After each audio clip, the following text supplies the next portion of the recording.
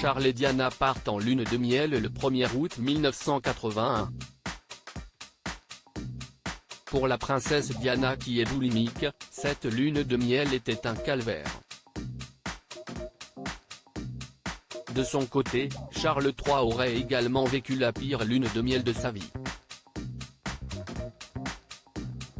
Le couple se marie le 29 juillet 1981 dans le cadre d'un mariage très médiatisé sous les yeux du monde entier. Charles III, prince de Galles à l'époque, et la princesse Diana embarquent sur le yacht Royal Britannia, le 1er août 1981. Cette croisière de 2 semaines cap sur Gibraltar est la première partie de la lune de miel des nouveaux mariés.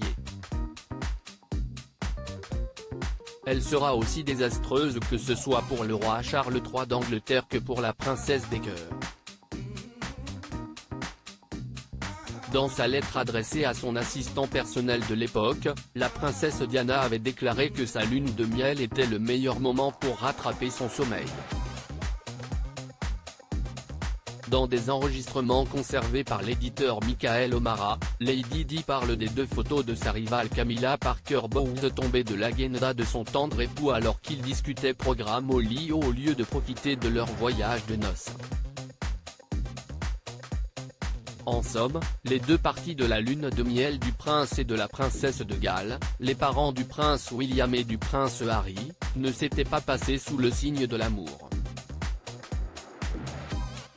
Dans son livre Charles III le mal-aimé, Bertrand Meyer-Stably revient sur les faits de cette lune de miel ratée.